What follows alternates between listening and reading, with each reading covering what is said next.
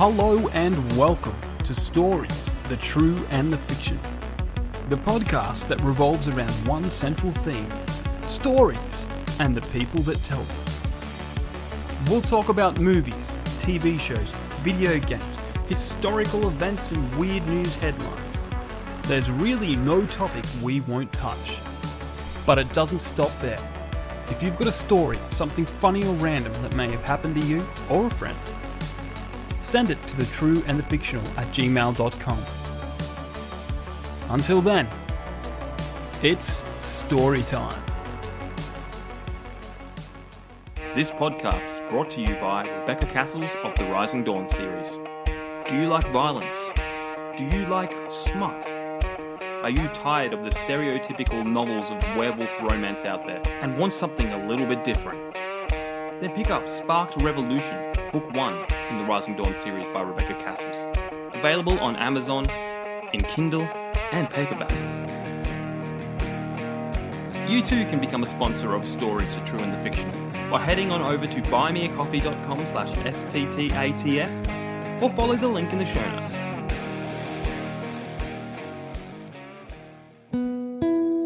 No, that can't be Holly. I looked at the girl that just emerged from the car and couldn't tear my eyes away from her. Her hair was dark chocolate brown that waved and bounced all the way to her hips. She was wearing a long-sleeved crimson top that came off the shoulders to show an ample amount of cleavage that wasn't there the last time I saw her. She paired the top with denim shorts that showed her tanned, athletic legs. I hadn't realized my eyes had started to map the entire length of her body until my gaze made its way back up to take in her face. I noticed her eyes. The one thing that hadn't changed over the past year were her light brown eyes. They were so light, they were almost golden with dark freckles in them. Her eyes might not have changed, but I found myself mesmerized and couldn't look away from them. I could hear Alistair growling in the back of my mind. It wasn't an angry or defensive growl, but more like a possessive growl that only shocked and confused me. This can't be Holly. Alistair, oh, it is. But she's gorgeous. Alistair, for once, I won't argue with you. End scene. Outstanding. I got a little distracted, but you know what happened too? I put my thumb on the stupid phone, and it did that outline thing it does when it's going to cherry pick part of the story or part Highlights of the your favorite passages. You Apparently. know. Rebecca Cassells has often said that she had envisioned a specific actress in mind when she was writing it. But if that's not Cat Graham, I don't know what is. Like, if that's not if that's not verbatim Cat Graham, I just like. Dark, like tan skin, brown eyes, long flowing brown. Again, if that's not a category, then clearly I'm wrong. I'm wrong, clearly. What Chris is saying that if this character Holly really was based off Anna Kendrick, she'd be singing more. You know. Well, that's Anna true. Kendrick, you take Anna Kendrick outside, she catches on fire. Like this is That's true too. She's quite like pale. Tan skin. Come on, we're only talking about one person here. Look in. We were just talking. My wife and I were just talking about Anna Kendrick. That's funny. I know she had envisioned in her mind something, but clearly she's wrong. But more importantly, welcome everyone to Stories, True and the Fictional. I am, of course, lead designer of Skynet, Chris Park, and if someone's going to build it, trust me, I'm going to make the most environmentally safe, sound, and friendly version of Skynet that is going to reduce the carbon footprint on the planet significantly by about 7.8 billion people. I thought you were going to say that you were going to rule out lettuce, like that new study. That lettuce versus bacon? Yeah. See, isn't it interesting what science can do when you play with the data enough? You can make it basically say, yeah. Remember, for all those budding scientists out there, if you cherry pick the data correctly, you can basically prove anything. All it takes is a few studies and some creative spreadsheets. There's literally a book called How to Lie with Statistics. Yes, everyone does this all the time. It is a common lie that we all tell each other. We are, of course, joined by the longtime friend of the show, and the reason why you must wear pants now when swimming with dolphins, Martin Kearns. How are you going, sir? We're doing all right over here stateside. How you doing, Chris? I'm doing well. I when they said that they were going to do a chat with Martin Kearns, I was like, no worries, I'll go back to my cornered cage. That's fine. I'll go sit in the cage where I can not scare the viewers. And then Jamie says, no. I think it's time to unbottle the chaos. And I was like, let's find out. Let's find out. Let's see how this goes. Let's go. Of course, I would be remiss if I wasn't talking about one of the legends of the podcast. Child author, writer of all the greatest books of the last generation that I possibly read, the one book. I'm, of course, talking about the man of the wilderness, J.A. Bryden. How are you going, sir? I'm going good, Chris. I'm going good. Have you been winning any of those awards you've been nominated for? So I know there's been a few. Have you managed to actually get the result? There's two. No, well, they're not till early next year. Like they're weird. Like Martin, I know nothing about books. I wrote a book. A publisher said, "Hey, can we publish your book?" I said, "Sure." The first thing I ever properly wrote. And then they're like, "You're nominated for this award. You're nominated for this one." And like, they're weird. Like, I don't know anything about the author world, but like one of them's the Victorian Premier Literary Award or whatever. That one probably will be lucrative. It sounds fancy. Yes, it does. It sounds like silverware will be nice at that party. Yep. But when I got nominated for it, the premier of that at that time, he's not a very nice dude, to the point where now that he's not premier anymore, he's getting rejected from golf clubs. Like he's trying to get he's like, he's trying to, but apparently everyone in the golf club has to sign off on it, and they're like all unanimously, no. Wow. You shut down our golf courses during COVID. It's the dog eating poop thing. Again, it's the fact that he eats dog poop. Again, it's alarming to a lot of people when they see the politicians eating dog poop. It can be distressing, and I get it. That's why they normally bring the bag where they put it over their head before they eat. But again, he's an old school man, likes to eat on the back porch. Yeah. Now, I'm of course joined by someone who, until recently, I didn't know was the criminally insane, but he's now proven that he's criminally insane. From the state penitentiary, we're of course joined by Ryan D. Haig. Ryan, you were acquitted for murder recently. And the reason for the temporary insanity was because what were you watching recently that proved the temporary insanity? I was watching The Marvels. Exactly. And now the judge had absolutely no question. He was like going, oh, that's it. The case is over. Temporary insanity confirmed. He banged his little gavel. Not only are you watching it, you went out of your way to watch it. I don't. Why? I figured someone needed to do it for. I'm putting it down. When I say watch it, I'm officially, and I'm confirming this because I still have it open. 13 minutes and 35 seconds into it. I am doing it for research purposes for the podcast. Research purposes. Because I figure one of us needs to suffer through it. And seeing as I'm already enduring a lot of pain and suffering now, watch a little bit more just to I find that it is numbing my pain watching such bad acting and such waste of Marvel's finest characters. I don't think you should do that to yourself, Ryan. I thought I'd do it because I know I sent out a group message this morning to Chris and Jamie and another one of our friends, and I said officially the Marvels is available on the high seas. Let's all get onto it quickly. And their responses were all, no. So I'm like, I'm gonna do this one for the team. I've pretty much been, because I've been confined to my house for the last 4 months, I've pretty much watched everything that exists. So I thought, you know what, I'm gonna take a, I've actually watched 4 Girls, 2 Cups. So okay. The sequel. Yeah, directed by Michael Bay, so lots of explosions. If anyone can make some excitement, it's Michael Bay. But would you want to have Michael Bay explosions or J.J. Abrams lens flares? Because on that one, I think lens flares is probably a bit better. No, we're not talking about those kind of explosions. We're talking about Imodium related explosions in 4 Girls, 2 Cups.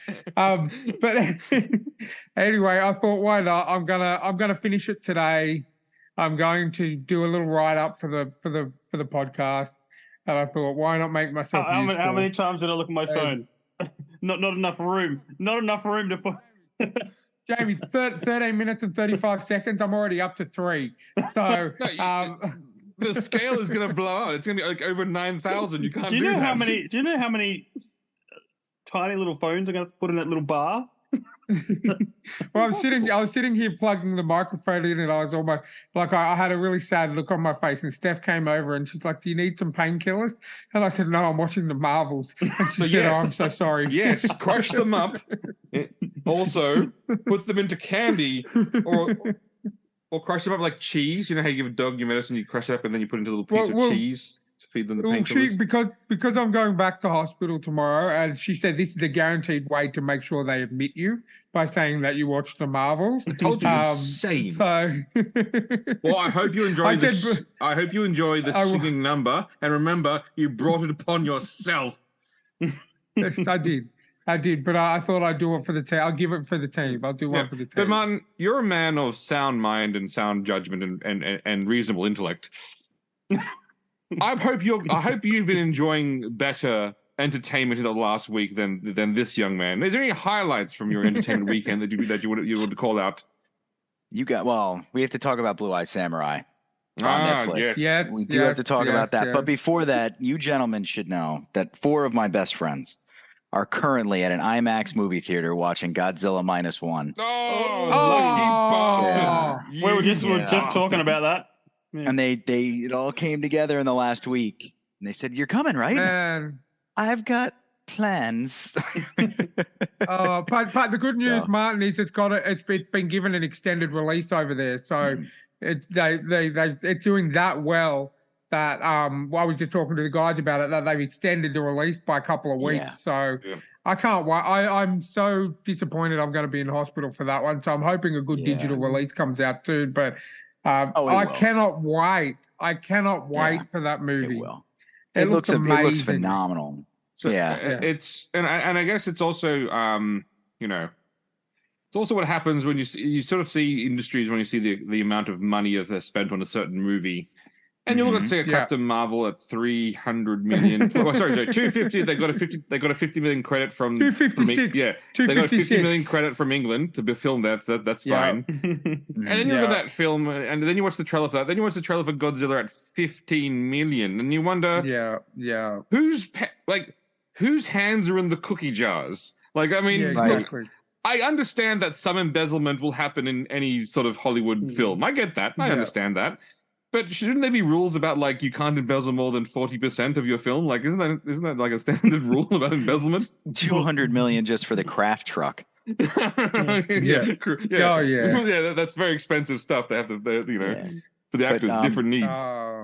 Godzilla -1's pulled in 46 million worldwide as of 8 o'clock. So it's already made its money back. Oh yeah, so they're doing great, and that's what you want to see. It's I tried to look into Takashi Yamazaki's filmography, and I saw Parasite on there. Yeah, it's a different movie. I thought it was the Oscar winning Parasite. Yeah. But still not the most successful Japanese film to come out in the last few years in terms of box office release, but still very, very solid numbers. What was the last big one? Jamie, the thing that I've been trying to get you to watch for 1,000 years, which you just don't want to watch, which is Demon Slayer: Mugen Train, at $15 million budget, it grossed a worldwide of $507 million. You didn't watch that, Jamie? They did so it's a movie.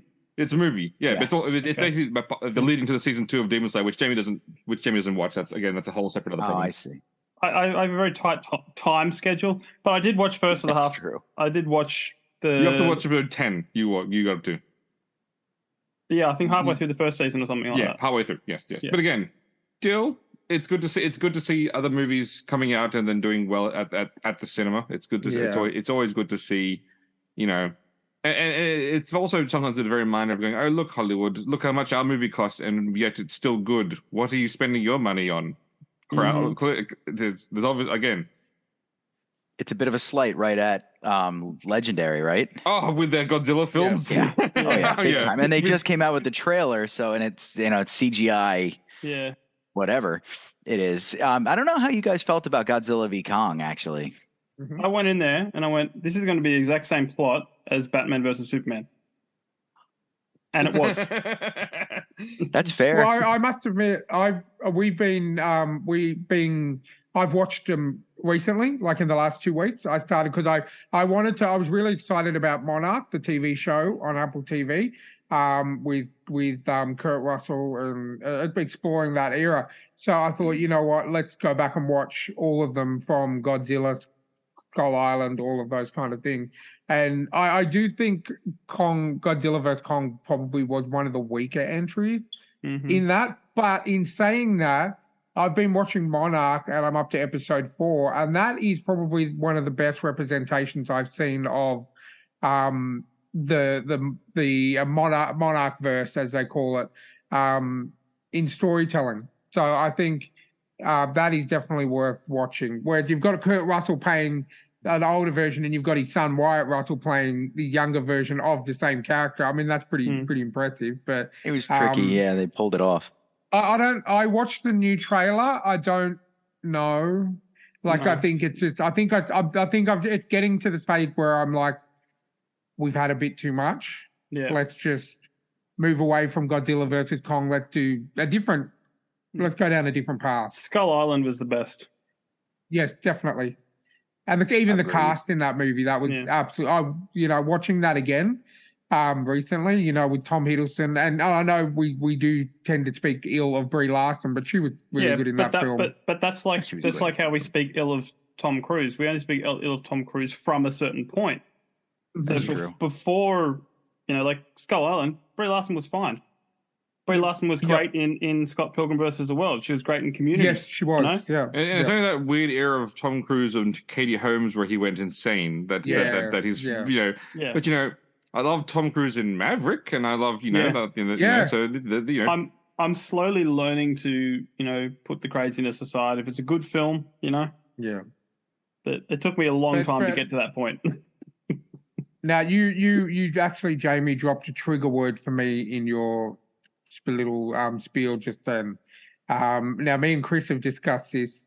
Martin, have you had a chance to check out the Scott Pilgrim show on Netflix, where they don't actually need Scott Pilgrim? Not yet. I wasn't even aware it existed, actually. Okay, well, that's good. Please don't. Because, don't watch it. Okay, here. Let's make a Scott Pilgrim show, right? Let's make a Scott Pilgrim show for Netflix. Let's make it in the old school anime style. Perfect. But let's not include Scott Pilgrim in it for more than half an episode. Because woman power, right? Yes, let's make remote. I got watched the first episode. I watched half of the second episode, and I said nope.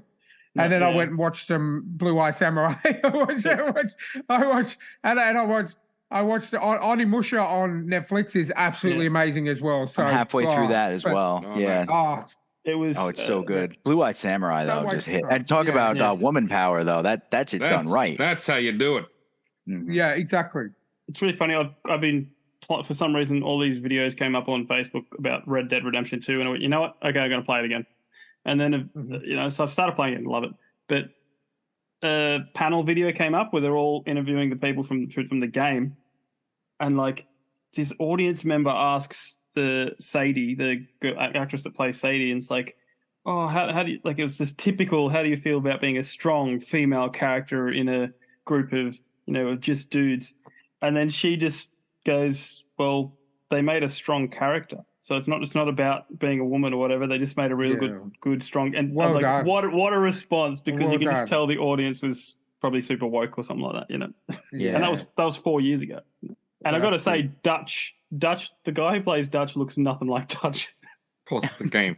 Before we get too tangenty, Martin, why don't you tell us what you're working on at the moment? What's happening in the world of Martin Kearns?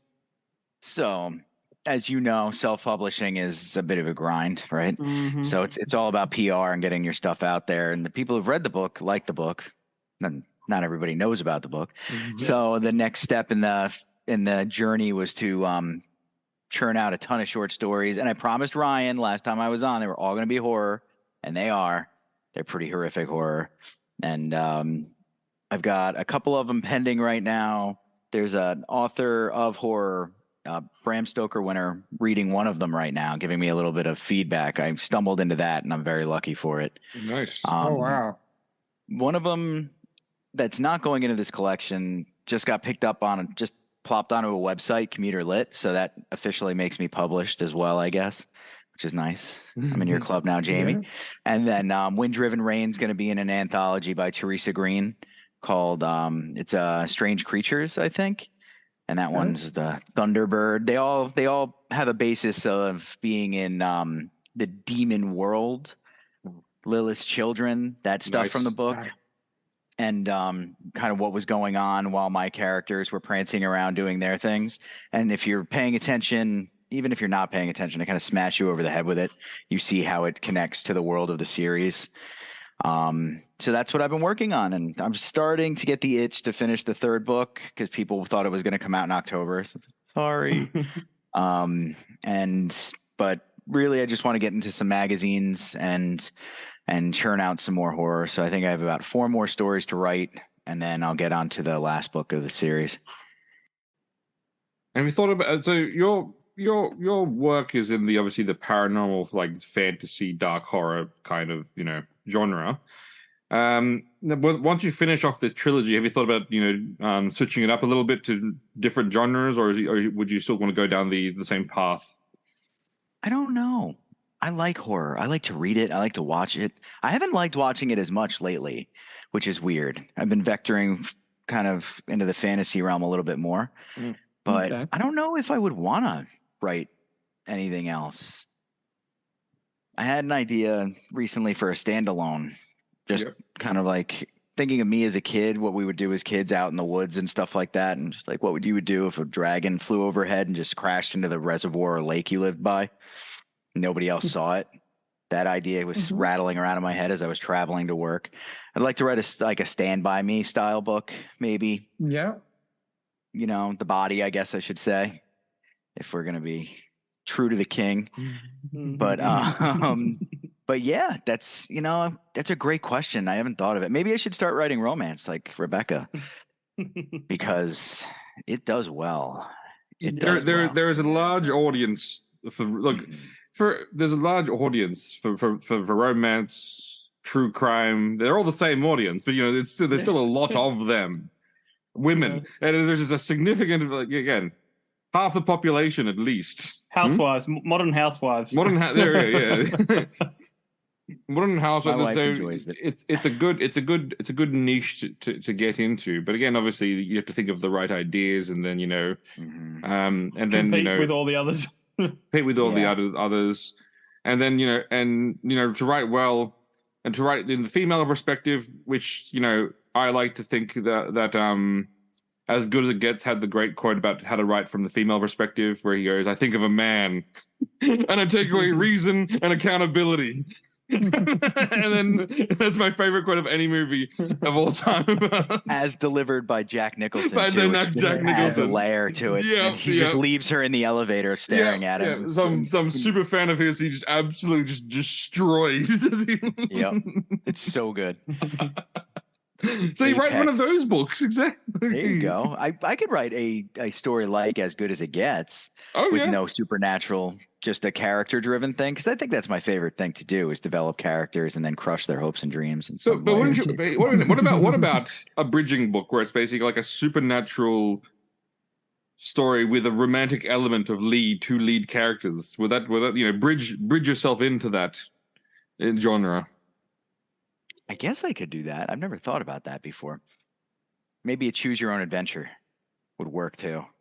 Do a little body hopping or something like that. Yeah, right? Yep. But I think getting into kind of, maybe I should just do something anthropomorphic like Jamie did. And try to take away some of that Animal Farm money that comes into all these schools, right? Yeah. I mean, it's a really niche book. It is. Just to throw the light back on you for a second. I don't know if you saw, but I got an email from some school in Iowa saying, "Can we please use some of your book for some speech competition?" I think it was great. So, Martin, you would understand. Maybe you don't understand this reference more, but I was trying to tell Jamie about this thing. I said, when you're reading his book, you must read it as it was intended, which was with Southern accents and the Ahsokan farewell playing in the background, the Civil War song, because that is exactly what that book is. And if there ever was a movie to be made, and Jamie would disagree this vehemently, I'd say no. We have to get Will Ferrell and some other Americans to do their best Southern accents because all the emus must be Southern because it's just this, and because we're going Civil War. It's Civil War time, but with mustaches and mutton chops. Well, like I've said a million times. One, it was written when Hamilton just came out, so we're watching a lot of Hamilton the musical. And two. I like to think that the emus are trying to break away from the monarchy, so same deal, Oh, it's perfect. I just finished teaching A Tale of Two Cities, so it fits the whole vibe. Yep. Revolution! So it was great, and you have a good interview on Project Create as well. That was fun to see. It was fun to see.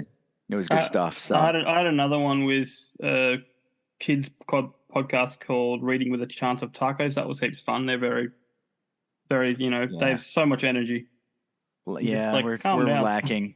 Yeah, this is a middle-aged podcast. We're tired. But no, it was cool, and I wish you luck on the awards too. It'll be neat to see how it does. Yeah, it'll be nice because one of them's $25,000 if I win. Oh, so I'm like, I know that's probably like $15, but No, but for how much longer? I mean, you'd still get. I'd take it. I'd take 25. Oh no, I would. Australian. I would. But it's just that definitely takes it away from the realm of neat to somewhere else. So I'll keep my fingers crossed for you. 1.5 is the rate of exchange. You need a 1.5 Australian dollars for $1 US. That's not bad. I better check my Amazon spread. It could be worse. Yep. So look, I've always dig up articles and stuff and news to share with everyone. It's great to have you on with us, Martin, because you were talking about this, I was talking about this, and it keeps popping up. The flipping Gargoyles movie they're doing. Boo. Oh, Chris said boo. Why? Because they can't do it well. Okay, that I'll take. Again, I do not trust them to do that well because they'll come out and say like, "Oh, we're going to change everything. We need a diverse character, a diverse lead instead of Lisa Maza." Even though Lisa Maza is Native American, Puerto Rican, and African American, she's the most diverse character in the history of But they'll try to diversify even more so and change some of the core character. And let's not forget that what made that show exceptional, it was ahead of its time, for one. Yeah, 100%. For the first, rather than being a week-to-week children's series, the first 6 episodes were a long-running episode. If you missed it, that's on you. That's on you. That's not like, what's you. happening? What's happening? But that is true. It got confusing when you weren't paying attention to. Exactly. There's another female gargoyle. Where'd she come from? Like that sort of stuff. I love that show so much. But that is a good point of criticism, though. That if they can't pull it off, and I'm a Berserk fan, so there's Berserk 2016, which is probably the worst travesty ever to befall a great story. And you know what's really funny about that? Around the same time as you got the Berserk 2016, like Goblin Slayer got the perfect adaptation, like perfect, like 100. And people online are going, "How come this brand new nothing manga gets this perfect adaptation versus Berserk, the long running series?" with the dedicated fan base, because I think it's because they knew people would watch. They'd get those numbers no matter what. Yeah, they didn't have to spend. They didn't want to spend the 400,000 US it costs to make an anime. They're going, let's scale it back to get the 3D animation. Let's really scale it back the vision. That was brutal. So I could see that concern being there for Gargoyles. Plus, I think I heard it come up from you guys that Keith David wouldn't be in it, so it would be trash. But then there'd be CGI Goliath, so we could have Keith David. It must be Keith David must do the voice, or else there's no point in making the film. All the cast is probably still unless they would be completely fine to do the voices. Yeah, I'm pretty sure most of the cast is still alive. Who is it? Hudson, who is the old one? Yes, he might be dead. Yeah, he might be dead. He might be dead. Let me look. Elisa Mazzo. I wonder who would play her. She kicked off puberty for me, I think. She kicked off puberty for everyone. That's she's a key character. Now, prior to her going weird, people were thinking maybe Megan Fox could potentially do a Lisa Maza. You had your time, Megan. Yeah, I mean, ain't here. I would say it would be somewhat. I think she's a bit too young at the moment, but Jenna Ortega would potentially do a fairly good Lisa Maza. Like everything she touches turns to gold too. Yeah, so if they could afford her though, she's now. She would be costly. She would be expensive. But Megan Fox has gone complete nutbag at the moment, so I don't think I would trust her to do. And yet she's still a better April O'Neil than the latest one we got. Oh, don't, Jamie. I'm watching the freaking Marvel. Don't bring up that horror, that mutant mayhem horror again. The actor that played Hudson died in 2021. Yeah. You could tell he was an older man. He died at 91, so good innings. That's a good run, yeah. Good run. I'll take it. But 2021 is just a brutal year. Yep. Yeah. So, damn it, 2021. But all right, so we'd have to have a new Hudson. I'm sure that we could. Yeah, there's plenty of awesome character actors of a certain age, though, that could fill that role as well. Craig Ferguson. There you go. Done. There it is. Done. Just throw Stanley Tucci in there, too, for fun. Find a Scotsman.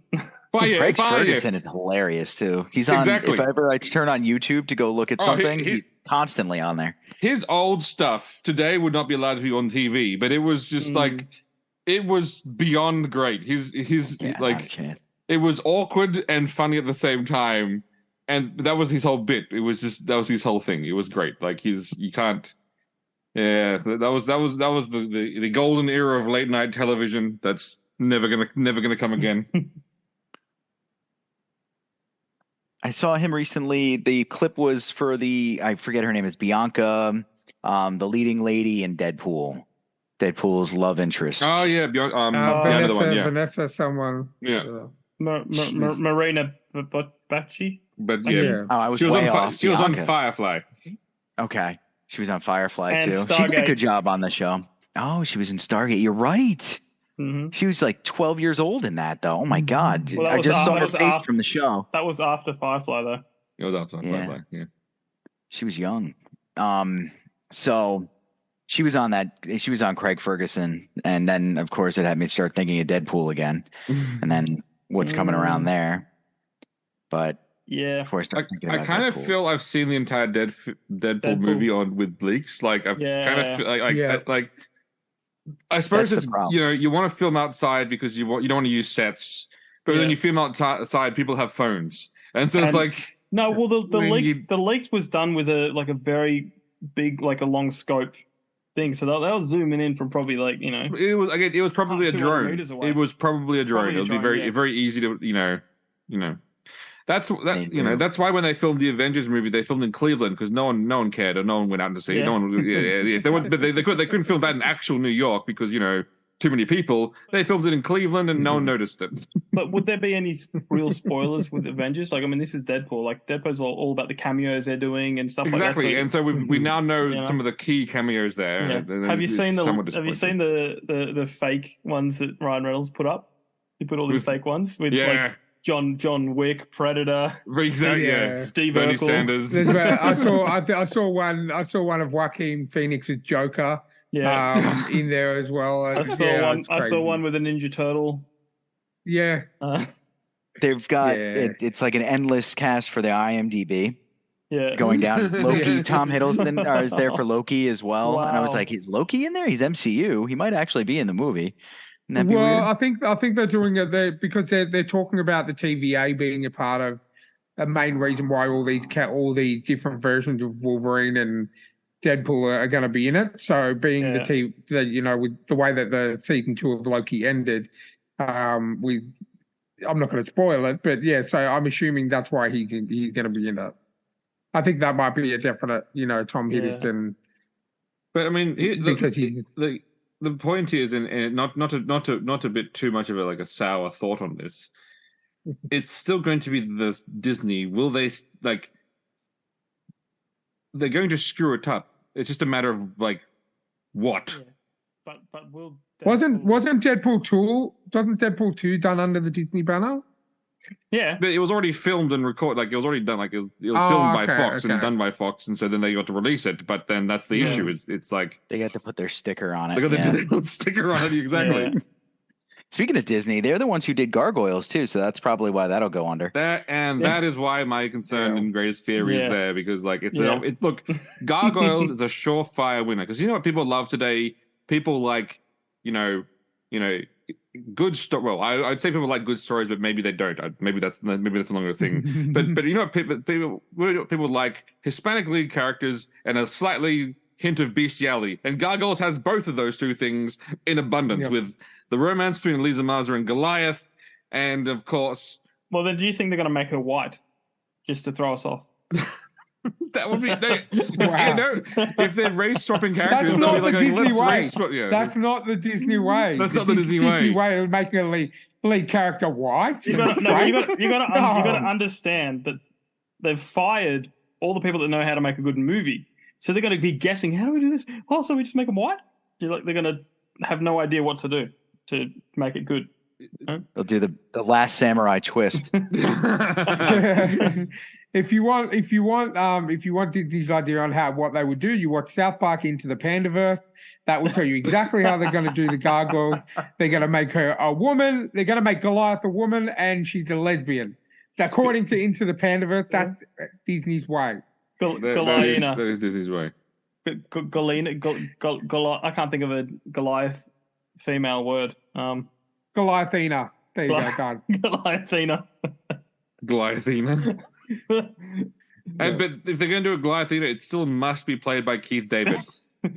Now, would they make him breathe in helium, or would he just No. Just female body, still Keith David's voice. 100%. Yeah. If you're going to do something, do it correctly. If you're going to lean into something, just lean right in. Yes. No. He's got a good sense of humor, so it might be all right, He would be fine. He was in something about Mary. He's the dad. Yep. So I mean, he sells that scene too. He's at in the bathroom lot. door. He's in everything. It's like unreal. Now that I'm trying to think of the things he's been in. Besides, I always plug Princess Mononoke. Yeah. So he was in The Thing.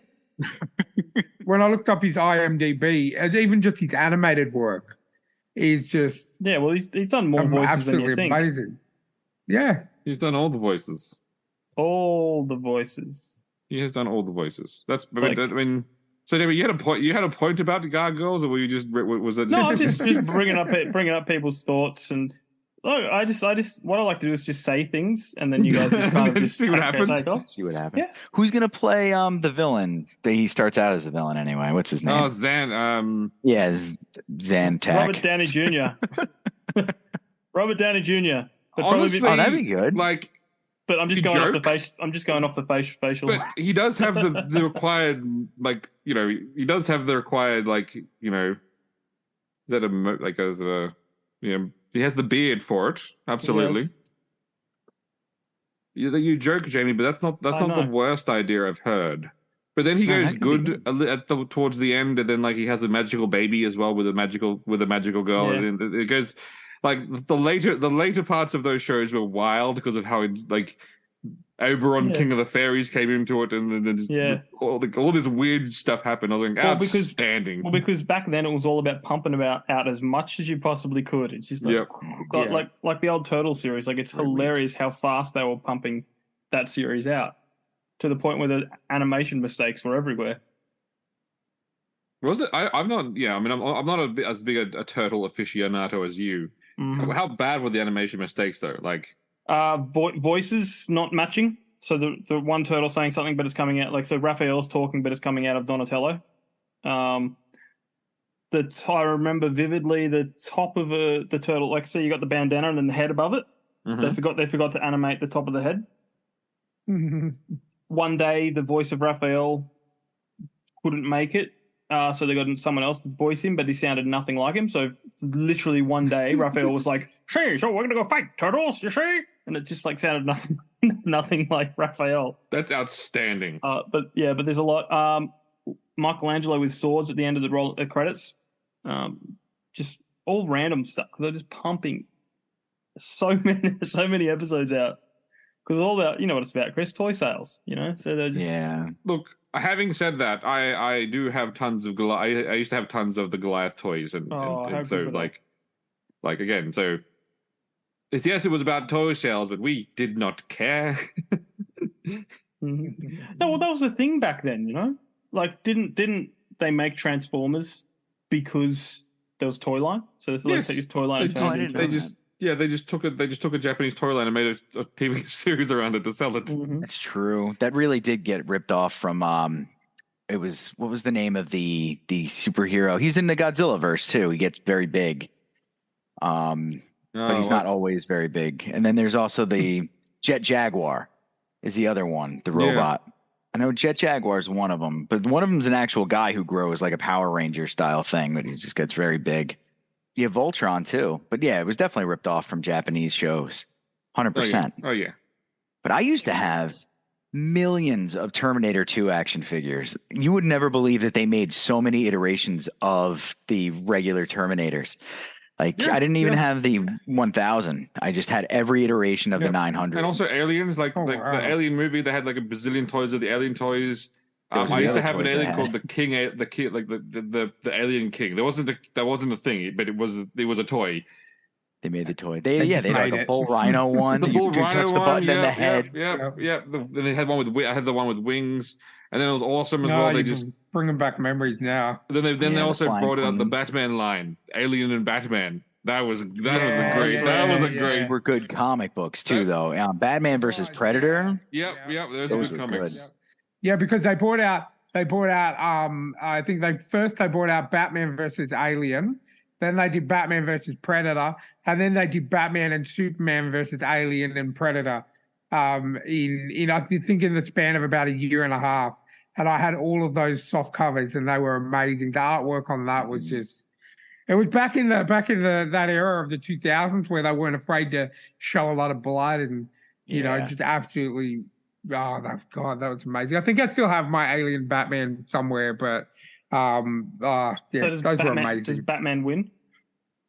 Yes, that's good stuff. Of course, because it's written by DC, and technically, Alien and Predator fall under the Marvel banner. So yes, of course, of course, Batman. DC always wins. For those listening and can't see the visuals, Chris has put up a picture behind him of Goliath and Eliza having a pash. And why does Goliath look so surprised, like he's being raped or something? Well, because he's never kissed a human before, so he doesn't know what it's like. And because she instigated it in that scene. That was her instigation. So she instigated. And what you don't know is on the other side is Chris whispering in her ear, Goliath's ear, I'm pretty sure you're related. Well,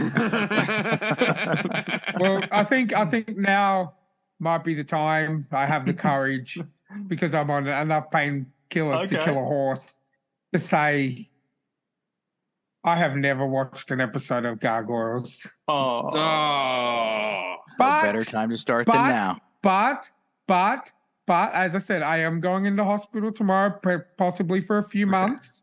So I have Disney Plus set up already on my computer. I'm going to say something. I'm going to start swearing at you, but in honor of our American friend, I'm going to do it as the most southern way I could possibly do it. You, sir, are a man without valor. Without valor, sir. I don't know. I guess when I was growing up, I was more of a Dragon Ball Z man.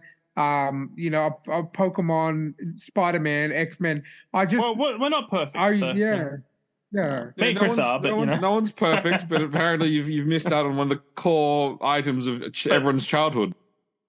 But now I can go back and enjoy it in its entirety. But you will not experience the getting your mum to tape it on VHS because you have to go catch the school bus.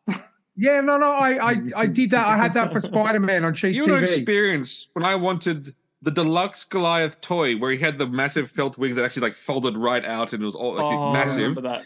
He was $18.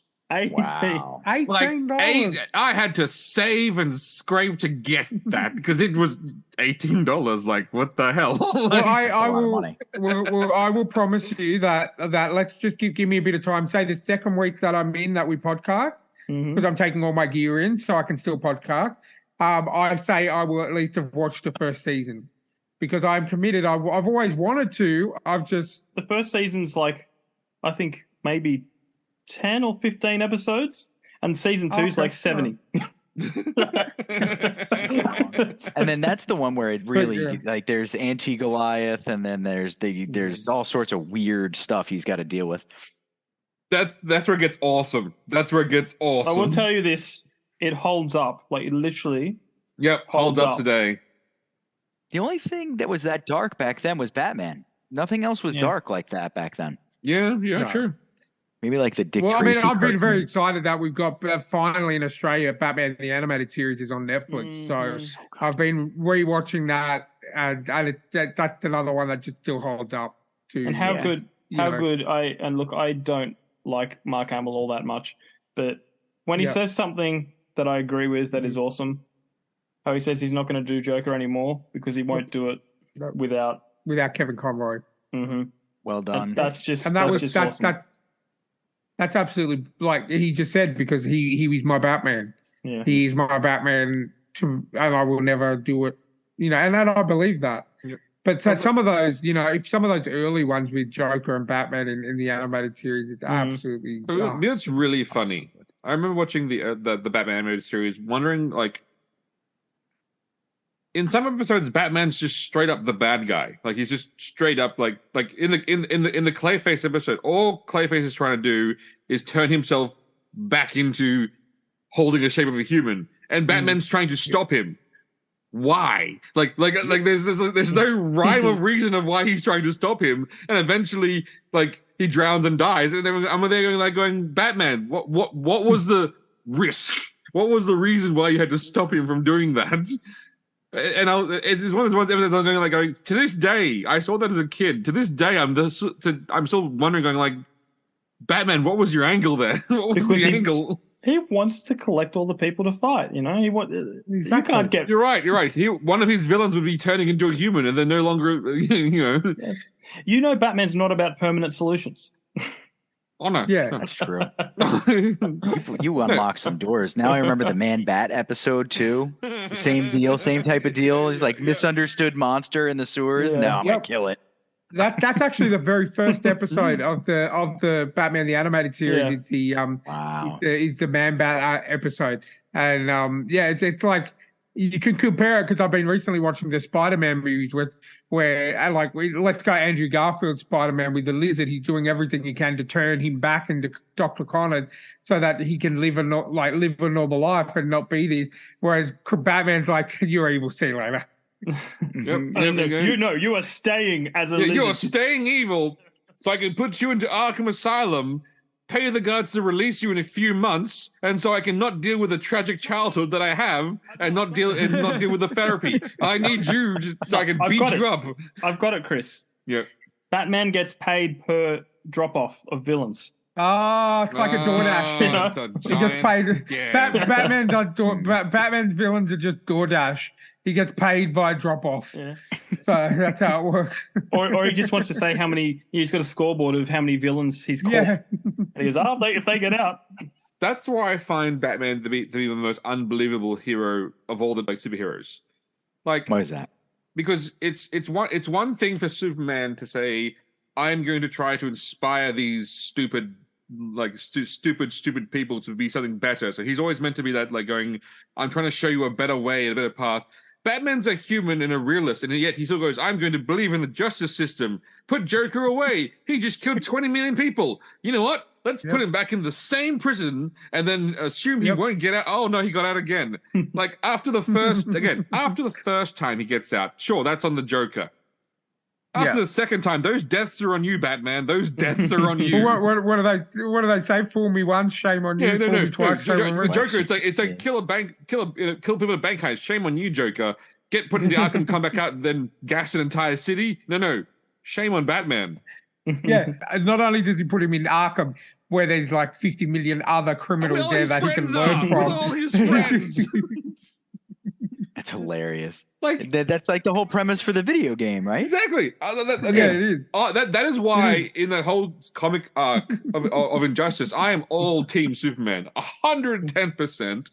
Like, what's not believable is the fact that it took Superman so long to snap. The fact that he hadn't snapped until that point is a testament to the great man. To eventually him to go like going, you know what, you guys are children, and so I'm going to start treating you like children and ruling you as children. I think Exactly.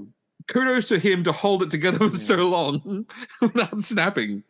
I like that you're bringing up anti-Superman concepts, though, because we live in a time now where we've never had so many anti-Supermen. Yeah. Right? Yep. We don't get Homelander. Bizarro Superman either. You have the Homelander, but you also have Omni-Man, and you have the movie with the kid. Omni-Man, yes. Sequel to that, too. What's that, Blackbriar or something? The name of that movie? Where it's like if Superman was a kid, Brightburn, it was a also brat? Brightburn. Yeah. Because there's a lot of that. You know, because it's the more believable concept. If you had ungodly powers and and are indestructible, would you turn out to be more like Superman or Homelander? The chances are I'll go one step further. I wouldn't be either. Day one, I'll be floating above New York City, going, "Rejoice, your savior has arisen." And then, day one, not even on day two, day one. Well, day one of my powers. That's the thing. In watching, when Gen V came out, I did a rewatch after that of The Boys, as I do. Like, I mean, why would you not? Because it's amazing. But like Homelander is exactly right. He in his head, in his fucked up head, there's a line in season 3 where he says, I'm happy to rule and provide justice and help you, and you will respect me that way. But if that doesn't work, fear will do just fine. Exactly. Yeah. And I'm like, that tell me, like, seriously, when he just gets to that stage where you can feel it building and building and building and building, and he just, and then you've got Omni. That was a great. Invincible is amazing, so and Invincible. You brought up Omni-Man and the Voltrumites, and that's exactly right. He's like, some of the comments he makes about his wife towards the end, he's like, you were just a pet. Like, I didn't love you. You were just something to do. And he says he's saying that as he's beating the shit out of his son. Yep. He's like, he's like, you were supposed to rule with me. And he's like, but what about mum? Like, what about my mother? He's like, she was a pet. She was a plaything. Yep. She means nothing. She was something to do while I was stuck on this planet. And it's delivered by J.K. Simmons, too. J.K. Simmons. Oh. You could not have picked a more perfect Omni-Man. And I pray, I'm not religious at all. I pray every night that man does not die because I want at least 10 seasons of Invincible with him as Omni-Man. Yep. And we got robbed out of Dark Stars because they canceled it. That's a whole other topic about my Dark Tower series never getting made. But I love, again, so I've gone back to read the Invincible comics just because obviously it's been a while. So I've actually gone back and started reading through. Yeah. And it's pretty accurate. It's pretty accurate. There've been some changes, and I even said I want them to. There's a few changes I actually want them to make that are coming up because I think there was just some weird things with certain characters. I messaged you about this one, Ryan, before. Martin, you've read Invincible series, the entire thing, right? Like, or at least you remember it. Oh no, you can spoil them. Okay, so there's this whole thing where Adam and Eve goes back in time from old Adam and Eve back into the future, or back to Mark Grayson, says, I've loved you for so many times, but I've been waiting for you to make the move. So he does that. They get together, blah, blah, blah. Then he gets into a coma for a few years later on as he's time traveling again. And he wakes up, he goes, oh, yeah, you're in a coma, so I've been sleeping around. Whoops. It's like going, what happened to your character? You went from I've waited 15 years for you, and I traveled back in time to tell you to make the first move so we could be together, to be going, well, he's not awake, so Let me just again. It was weird, and it was just a weird character moment. I was going. I don't think the writer knew exactly what he wanted to do. But having said that, it still stuck the landing perfectly. Oh, definitely. And I can't wait. I cannot wait for the Viltrumite War. Oh, the Viltrumite War is awesome. Is coming. And even watching the first episode of season 2, I sat down, I made sure, nighttime, I had nothing else. Steph had gone to bed. I had all the lights out. I'm watching it on my new laptop, and I'm sitting there, and I'm just sitting back, and I'm watching the destruction where they're working together, and I'm just like, this is storytelling. No, but the thing the thing I love is when they bring in the Thraxans, and then they sort of like they've now hinted saying you could breed that kid is like a few months old, and look at him now. Yeah. What could some psychotic one do? What could a psychotic Freddie Mercury looking Viltrumite do with that knowledge? What could a psychotic one do with this level of knowledge? Understand there's just thousands upon thousands of bug people that could give birth to a near perfect Viltrumite within a few weeks. What could a megalomaniac do with that knowledge? That is interesting. I didn't even think of Tune that. in next week. We'll see. Yeah, exactly. I threw my back out and took a couple days off work, and I just kind of scrolling through, like, I don't know what I'm going to watch. And that was before all this great stuff just hit Netflix, and I saw Invincible season 2 had dropped, and for a second I thought the whole season was out. And I got so excited. That's the worst. Week by week. Again, I hate weekly episodes, and I think they should be banned from law. Like, I think the law should come and say, like, I love weekly. Like, by law, by decree from governor. Like, I let my Apple TV perish because I love the Monarch series, but I'm just like, no, I'm just going to get it again in 6 months when it's all done and I can binge watch it. All right, now, and Jamie. this is something that me and Chris agree on in terms of, like, I was hoping, you know, I'm tired of Amazon Prime when it first started doing good shows. They go, hey, we're going to drop 3 episodes, so we're going to suck you in. Right. And then we're going to do week by week. And I'm like, look, okay, I can deal with that. So I'm thinking when Invincible came out, we're going to get the first 3. I thought that too. I thought, okay, cool. Yeah. And then I watched the first episode. I'm like, okay, awesome. It was only like 9 o'clock. I'm just chilled in. I could not be more relaxed. And then I'm like, next episode? What? Trailer. And then I remember I messaged the guys and I'm like, it's 1 episode. And Jamie's like, it's good. That's all right. It'll be fine. I'm like, it won't be fine. Interesting point, Ryan. There's been lots of conversations on the internet. I want to get your thought. What is a stronger combination? A Viltrumite with a Kryptonian or a Viltrumite and a human? Which one do you think would breed the stronger off-breed? It doesn't matter because the Viltrumite will be the stronger personality and DNA, and it will just overtake it. But it's going to end up being Viltrumite no matter you're what. Missing one key fact there. Is adrenaline, the one human trait that remains with Mark and the other human Viltrumites, which makes them superior to their actual Viltrumite counterparts, is that in times of stress and in times of danger, they can, as humans do, they flood their body through with adrenaline to breach their limits. Viltrumites do not do that.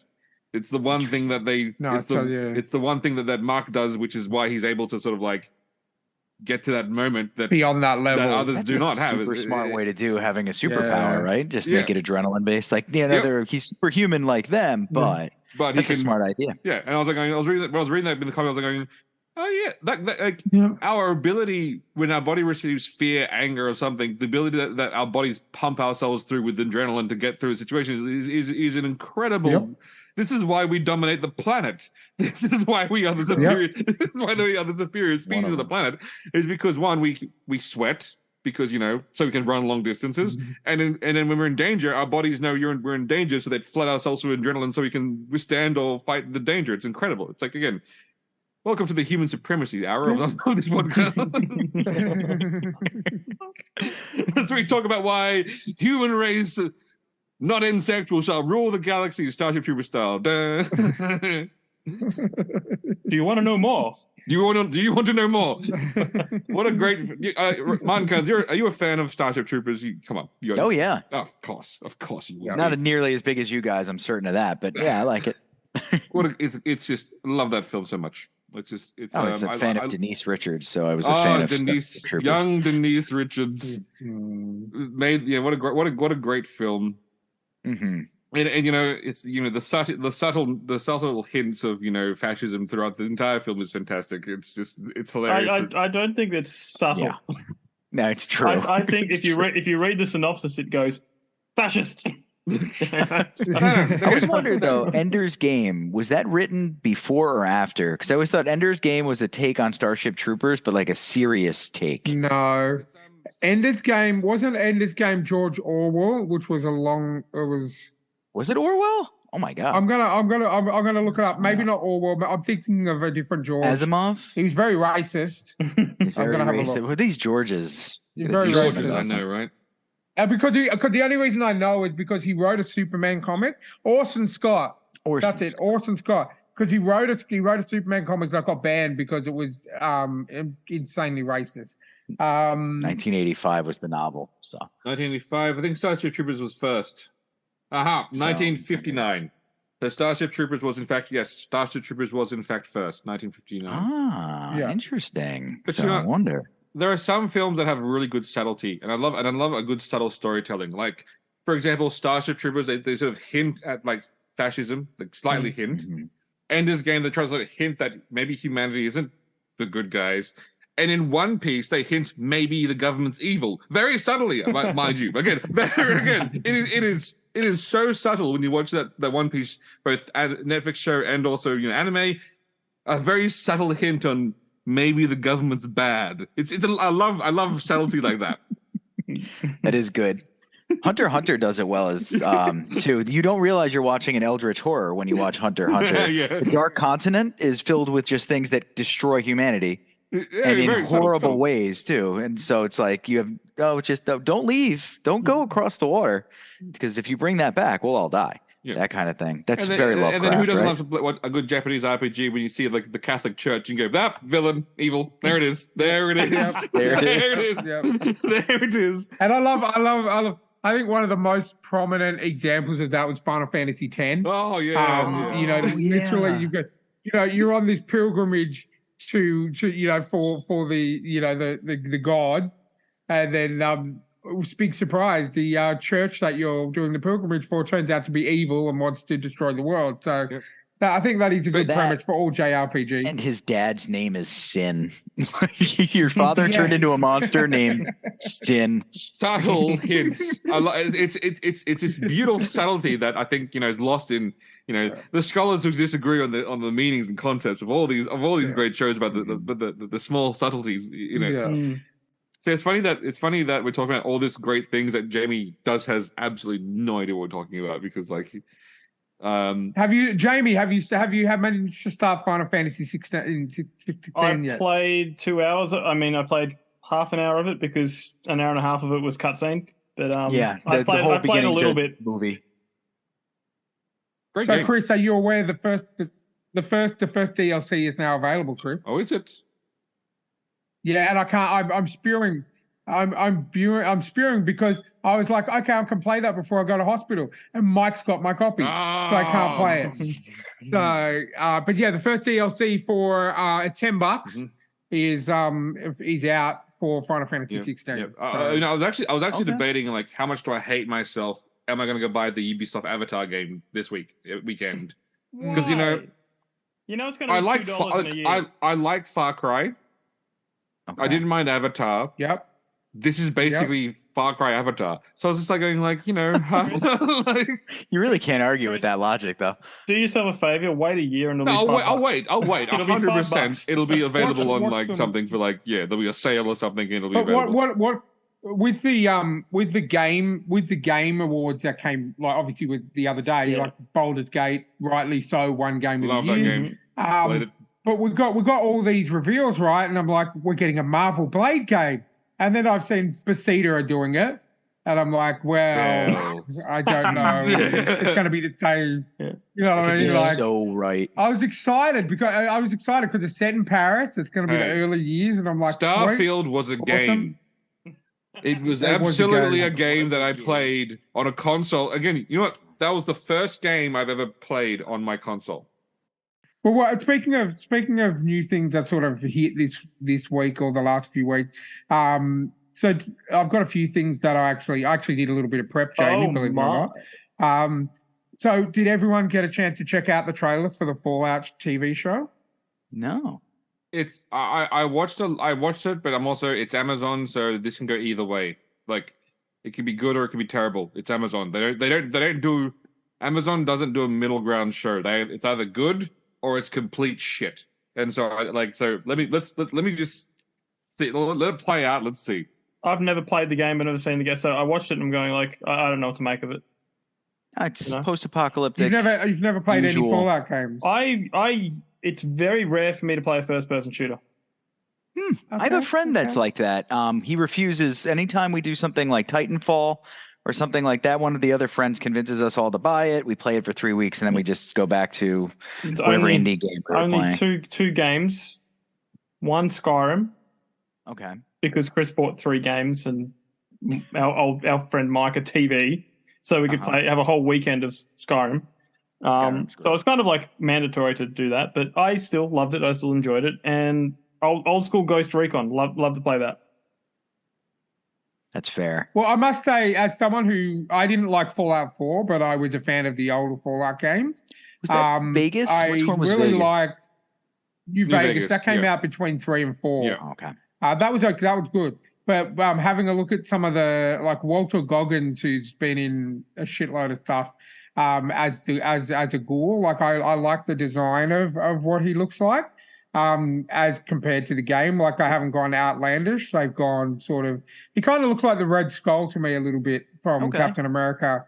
So which is kind of an aspect that it's going for. But I thought, look, okay, that was one of the things I wanted to kind of get people's vibes on, but I'd never had an idea that, Jamie, you'd never played any Fallout games. No, none, 0. Yeah. I thought you might have played number 3. No. 76 had like one of the worst launches for a very dedicated fan base. Yeah. There's a documentary on it. That's so fun. I love how they've dropped that ball. That was just the greatest. That was the greatest fumble I've ever seen in my life. They climbed out of that hole though. They did turn that into a playable game, which was admirable because they could have just left it a dumpster fire and walked away. But I think their pride wouldn't let them to leave it where it was. Bad. I never played it, but that documentary is unreal. What about have guys checked out the trailer that people have been waiting for years and years and years for Grand Theft Auto 6? Oh yes, yeah. A lot of young. So what are people's thoughts? Very excited about that. Look, it and visually looks great, but there's no way they're going to beat the last one. Like the last one came out of nowhere, and they're not going to be able to replicate it. They're just not. Well, to put it this way, as someone who, and again, this is me putting my hand up, I've mentioned it to Jamie and Chris before, but I have never played a Grand Theft Auto game, not even 5. This has actually got me interested in watching the trailer. I thought, you know what? I don't like games where you get in cars and you just commit crimes and drive around. And I'm not saying, it's not my cup of tea. If you commit crimes, that's on you. That's on you, mate. Like you can play quest. Game. There are quests for crime lords, but they're quests. Right, exactly. I have a friend whose sister used to just drive around obeying the road rules, and that. No, one of my favorite. But that's not fun. Yeah. No, but look, what made number 5 so good is that it was a heist game. So you got to plan out your heist. There's multiple ways you could do your heist. And there were many twists on that heist per the genre. Yes. Double crosses per the genre. Triple crosses as well because of the genre. It was like Payday then. Yeah. Kind of like that vibe to it. Okay, because I have a friend who plays Payday as well. I didn't play it either, Ryan, to be honest, though. I stopped playing after 3. No, but this makes me want to give it a go. Having a look at it at the trailer, it made it look really good. Yeah, and I think they've got the character switching again, but this time it looks like you only got 2 characters to play, which is But they bring in less. In the trailer, they brought in the 3 from the last game, which is weird because you have the ability to kill one of them off if you want. And look, they've gone with there's some that put a video online of all everything that the trailer was an actual video from Florida where they've just basically taken like the old lady having the weapons, the girl twerking in the car, the dirt bike scene, everything. Literally, they showed a trailer of the actual news footage of where alligator running through the convenience store. They were basically so. I look forward to playing Florida Simulator. I really look forward to seeing him playing the Florida Simulator. It's Vice City, isn't it? Because I did Vice City. Isn't this just updated Vice That's City. Miami. So that makes sense. Well, Miami is Florida, so That makes sense. It's a niche place in Florida, though. Florida itself, people don't understand. It's like Narnia. It's not normal there. There shouldn't be pythons there. There are. And Floribama too. The Panhandle is a whole other universe. Sounds like a mini Australia over there. You know, just it might. I think there's just a lot more redeeming qualities to Australia though than there is to Florida. Florida's. I spent a lot of time there when I worked on the rails. It's a lot, man. And it doesn't quit too. It just remains Florida for the entire time you were within its borders. Why would you know? If they've got something that's working for them, why would you change a damn thing?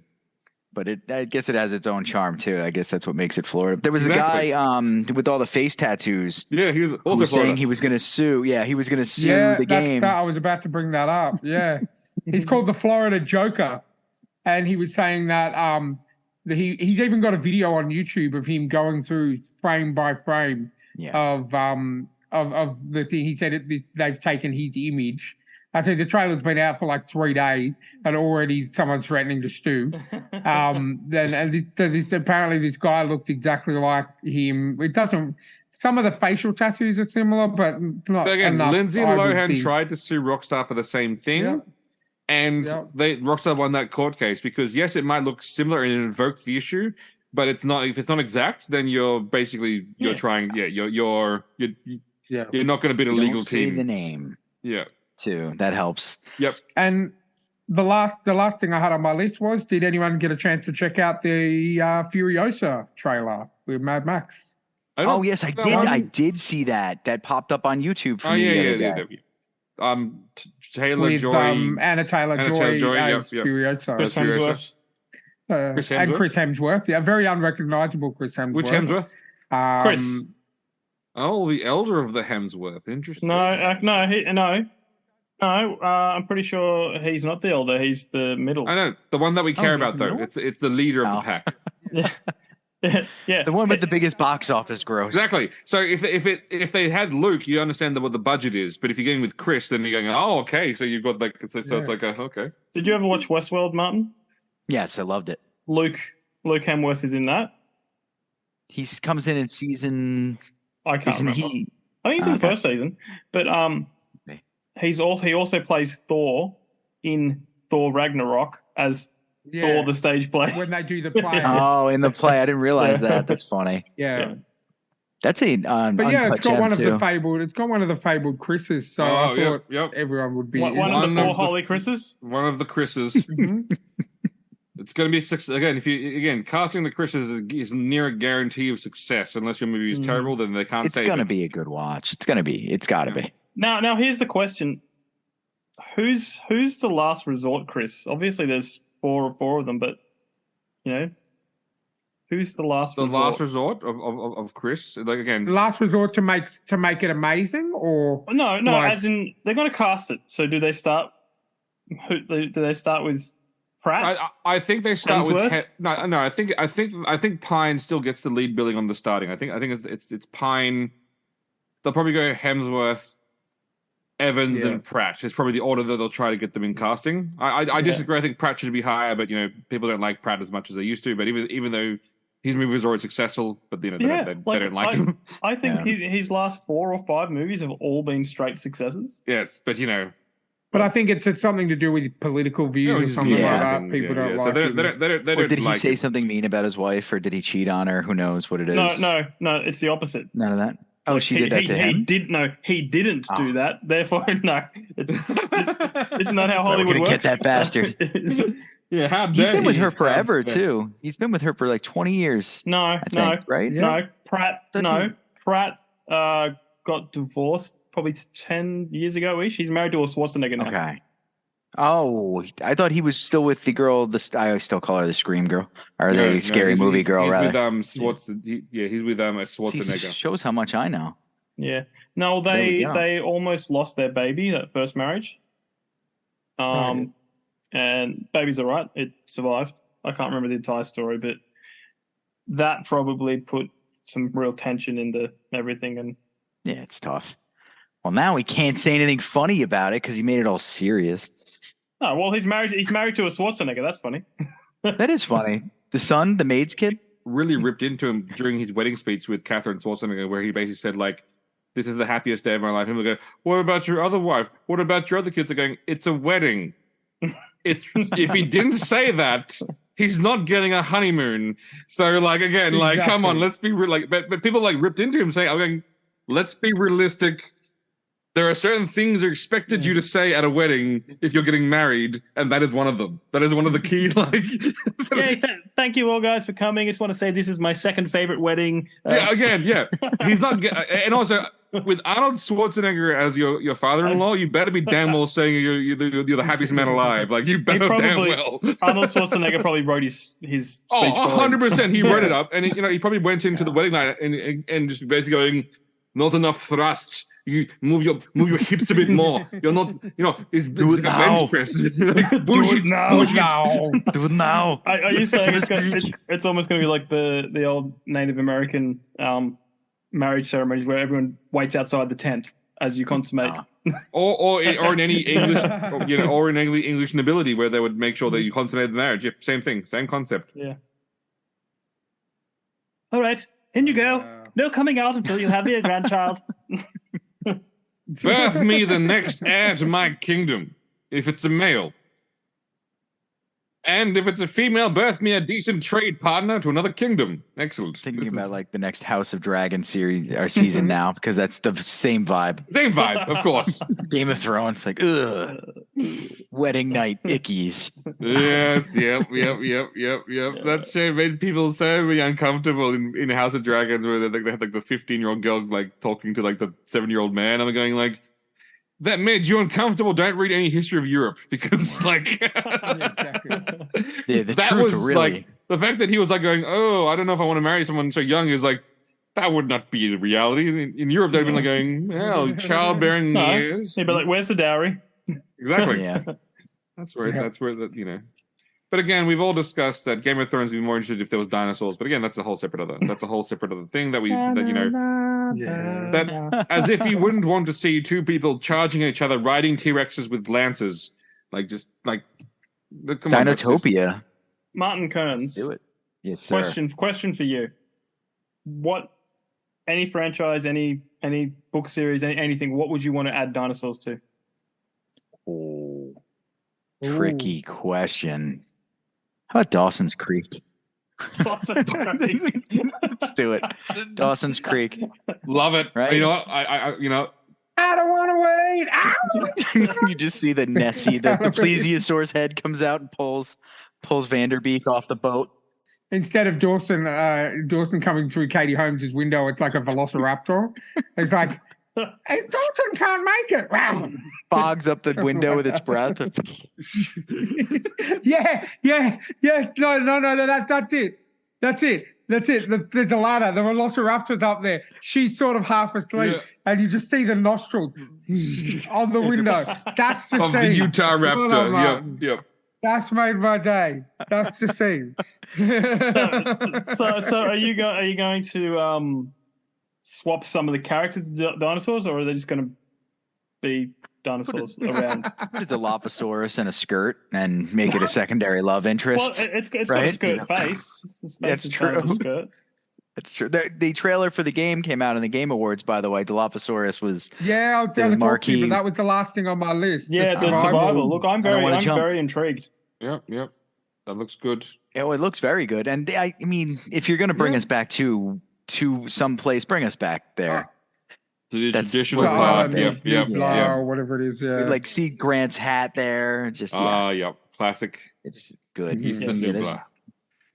No, now, Jamie, there are two great shows there are two great things that could also use dinosaurs. The first one is a little left field, but Ted Lasso. Oh yeah. Well done. I know why you thought about this. You know exactly why I thought about this, because who wouldn't want to see dinosaurs playing football? This is just why would you not? So I think Ted Lasso. But the next one I'd want to see would be probably like Saving Private Ryan, but with dinosaurs. See, that's brilliant. That would be changes awesome. the whole opening scene. Opening scene would be even more awesome. Like Triceratops is getting off the boats. exactly. And hiding Raptor behind is them. just like swimming through the thing, and then like I want to see dinosaurs fighting the Germans just in general. Yep. But no, you'd have to have some German dinosaurs, so they'd have their own specific ones, and so like that village scene where like they're on the villages. Like the Germans would bring in their big T-Rex into that village scene, and then like and then they're trying to plant explosive mines to blow it out to legs, and like that's the thing. And then towards the end, you can still have your pterodactyl flies down and drops the bomb and destroys. It's basically you'd have the Allied dinosaurs and you have obviously then the German style dinosaurs. See, I would do Fury, but the Germans would have the Ankylosaurus. That's a tank. The tank, yeah. And then probably the Americans would come with a little patchy Cephalosaurus. Nice. Because because the Germans had the superior technology. So they had the bigger tanks. Yep. And the leopard tank was insane. Yep. Or the tiger, rather, not the leopard. Yep. You need to take. What do you need? 3 or 4 to take down one. So. Yep, it's 3 Shermans to a tiger, I think, because I think you're spot on. And even then, it wasn't a done deal. No, sometimes the tiger came back. Yeah. But that movie was very good, by the way. I love the reference. Great film. One of the few war movies I will actually watch and enjoy. Like, I'm not a war movie guy, but that is in the 5. There's 5 war movies I watch, and that's in it. Ankylosaurus for the Germans, but I think Stegosauruses or Triceratops for the Allied tanks. Because it's like they'll be in the open, so they're not as armored. But they also have some armor behind the big like Triceratops carapace. But you can still imagine that with them. Imagine still that like a Triceratops, but on the back of it, like a 60mm gun. Like the guys like they can still like put the shell into. Just I feel like now it's just turning into Turok. No. We are wanting Dino Riders from our childhood, and we are wanting Dino Riders more so. Like the fact that all of the 80s has been like strip mined. For IP, but not one of the greatest IPs available. Dino Riders, 100%. Hacksaw Ridge with a pacifist raptor. I will not carry a weapon into this war. He's desperately trying to suture him, but he's just cutting him worse. With his claws. That's worse. Oh man, I don't think you could beat that. Forrest Gump, and he's a Brontosaurus. I started running. It's this huge long neck. Hi, Jenny. My magic shoes, they'll take me anyway. It's just loping towards the Pacific Ocean. Imagine the Vietnam scene. This is giant Brontosaurus. It's like why is the back of that boat sinking so much? Bubblegum shrimp. Yeah, even bubblegum shrimp. Bubblegum shrimp is Bubba's up the front, and it's just like the boat's like that because you've got a Brontosaurus on the back. Bubba would have to be a T-Rex because he's got no arms. Oh yes, Lieutenant Dan was a T-Rex. Absolutely, even better. Oh man. Okay, so I think you've got your title. You've got your title for the episode there, Jamie. Yeah, Lieutenant Dan T-Rex. Yeah. There you go. Look, I've got a correcting IGN if you want to tackle it. Yeah, sure. Martin Kearns, you were the first guest to join us for correcting IGN. Oh, this is pressure. The last one they had wasn't too bad. Like that was, I think it was horror movies or something like that. That wasn't pretty terrible. No, I think it was zombie movies. Zombie movies. That's and then right. there was the monster movie one, which was like, is this a monster? No, not really. But you know, they like to flush me out. But this is the 15 best Keanu Reeves movies. So this is personal. Oh. So as I go through this list, you got to start thinking about the ones that aren't there, because there will be ones that aren't there, because this is how IGN work. Coming in at number 15, The Devil's Advocate. Hey. You know, this is going to be hard because there's these genres that this is going to span. Like, what is The Devil's Advocate? It's not even horror, really. Is it a drama? That's tough. Yeah. Yeah. It's a Pacino, is what it is. It's a Pacino film, yeah. Yeah, Pacino. it's a Pacino. Yeah, look, I'm not a massive fan of that movie, so I'm sorry. Not bad. I maybe don't think it should be on the list at all. It's like I can think of 15 better movies that Keanu's been in. All the movies that were made good by Pacino screaming in them, right? Yeah. Consider the sauce. Whatever he said. You lose in the book, Dad. All right, we'll take 15. We'll take 15. Constantine, It was number 14? number 14. Yeah, no, that should be a hell of a lot higher. Really? No pun intended. Like I love that movie. That's good. Yeah. I think it should be at least in the top 10. Yeah. Not 14. Bit low. Yeah. Bit low on that one. I believe that movie has the best visual medium version of Satan. I always forget the guy's name, but he's in a million trillion things. He carried Armageddon, too. He's in Armageddon as well. Yeah. And he plays all the Russians. Even though he's Swedish, he plays all the Russians. Yes. Oh, is that? Oh, that's Yeah. Oh, yeah. Or you need a Russian guy, you look for that guy. Yeah, you look for the Swede if you need a Russian. He slays that role. You're absolutely right. I'm actually going to do him the justice of looking him We up should, because he right deserves now. it. But He does. He no, does. I think honestly that was one of the earlier version comic book adaptations that we got, and it still held up. I watched it not long ago, a couple of weeks ago, and it's still it should. I honestly believe it should be top 10 easy. Easy. I've got the page up here. Yeah. The guy's name is Russian guy. Peter. Oh, Peter. Yeah. Peter Storman. His name is such a Russian name. He's Swedish, just so you know. Oh, he's Swedish. Oh, cool. There you go. But he plays Yeah, Russians.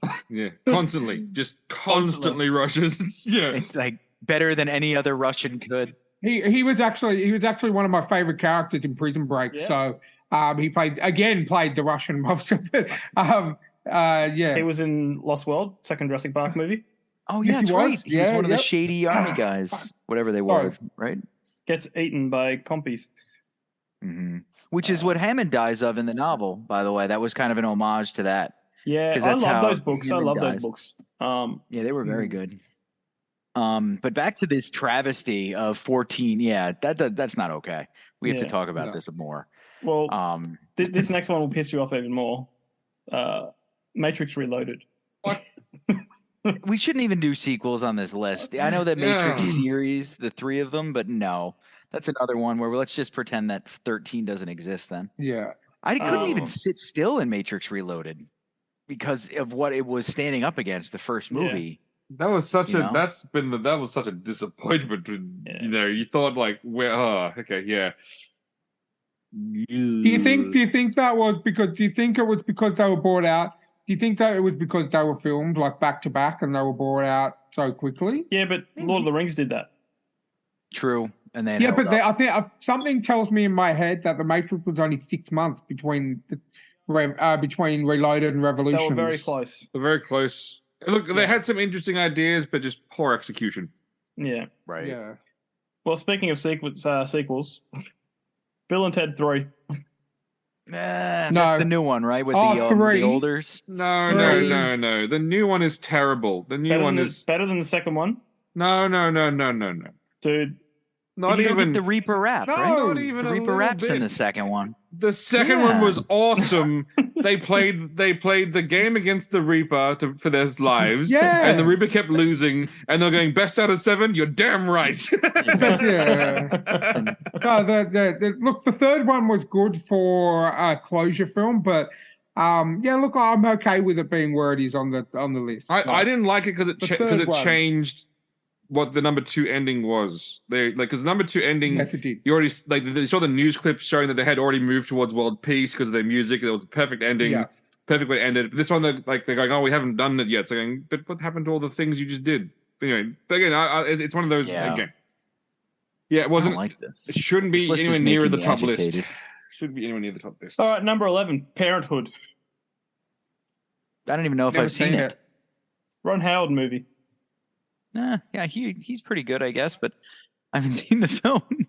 Was it like 1988? 89. Yeah, there you go.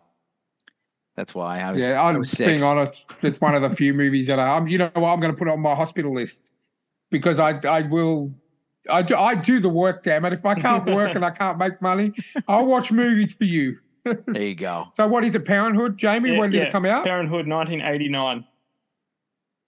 Now, I'm pissed off with this one because he's barely in it at all. Always Be My Maybe. That's not no. That's one of the rom-coms, isn't it? Cameos don't count. Cameos don't count. Yeah, that's not dumb. cool. That's Plus dumb. that movie it's not even a top 5 rom-com. So that was the one where he was in it. He was in it for 5 about seconds? 20 minutes or something as a date. Yeah. As one of the girls' dates. No, that doesn't count. No. Sorry, IGN. No. I'm gonna guess too, like Johnny Mnemonic's not on this list, and things. Maybe 47 don't Ronin. I bet you they're not on this list, and that garbage is there. All right, I don't want to upset Ryan. I'll stop talking. Martin, I can only be so erect, please. Johnny Mnemonic was one of my all-time favorite Keanu Reeves movies of all time. We'll get to what should be on the list, but the next one's Toy Story 4. Yeah. Was he in that? He's the stunt driver. A man of culture, Jamie. No, I like that movie. My kids watch it. We've seen it like 10,000 times. A confession, I haven't seen it, and there's a reason behind it because, you don't like and I don't mean to get all sap. No, I don't want to get all sappy or anything. But my mum's favorite movies were the Toy Story movies, and the last movie we watched together was Toy Story 3. Mm-hmm. So I'm just gonna leave those. I don't want to watch any of the others. So cool. If he was good in that, I'll take your word for it. He's barely in it. Barely That's in another it. Doesn't one. Count. No, he's in it more than the other movies. Yeah, but it's not. That's fair, he's not starring in it. Yeah, he's not one of the main. Yeah, cast. these movies should be starring or at least co-starring in a major role. Yeah. Not cameos. Not like if you're going to tell me SpongeBob SquarePants is on this list, he was in it for again like 4 or 5 seconds. That's different. Next one's Bram Stoker's Dracula, 1992. Yes, yeah, Okay. Yep. It's a great film. Gary Oldman. Yeah. That was one of my favorite.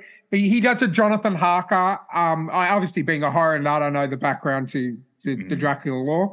That was fantastic. That's in my top 4 Keanu movies. So that should be higher in my books, but fantastic movie. And you're right, Martin. Gary Oldman as Dracula, They slay in that movie. So that belongs in that list, but I think it should be higher. I agree with you. I think it should be top 5. Yeah. Number 7, River's Edge, 1986. Okay, you've given me another one for the list. I've never seen it. 3. River's Edge, did you say, Jamie? Yeah, River's Edge with Is he like 16 in it? Yeah, Crispin Glover's in it. Oh, really?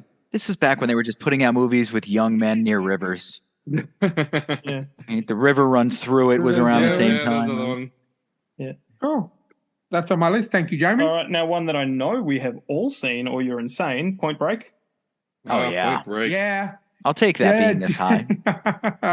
That's actually my number 2 best Keanu movies of all time. Point Break. I could watch that with Gary Busey, with the man, the teeth, the legend. I could watch that anytime, man. And Ryan Mays Swayze too. That's what I was about to say. You've got Patrick Swayze as well. Mm-hmm. That's an amazing movie. Yeah, I'll agree. It should be higher, but yeah. Number 5, My Own Private Idaho. Fuck's sake. Number 5, The Replacements. Number 5, something else besides whatever that movie is. Yeah, what the hell is that film? What's that? My Own Private Idaho? Yep. Is the Replacements on this list? Because I'm getting a bit nervous that one of the greatest films. Dude, it's IGN. It's probably not. We're up to number 4. Footsteps Falcos doesn't make the cut. I'm sorry, you've got something wrong with your life. It's just... Number 4 is John Wick, the first one. At least it's in the top 5. At least it's in the top 5. Yeah. Number 3 is the first Bill and Ted. Okay. Okay. That was his breakout role. Yeah. That movie's amazing. Okay, there's 2 left, and you are going to be devastated. Not that these are on this list, probably, but because there's ones that aren't on this list. Number 2 is Speed. Oh. Yeah, I'll give it that. No. I'll give. It was you got to think of the time too. Yeah. Dennis Hopper you got to think was of the great, time. but still, and so was Sandy.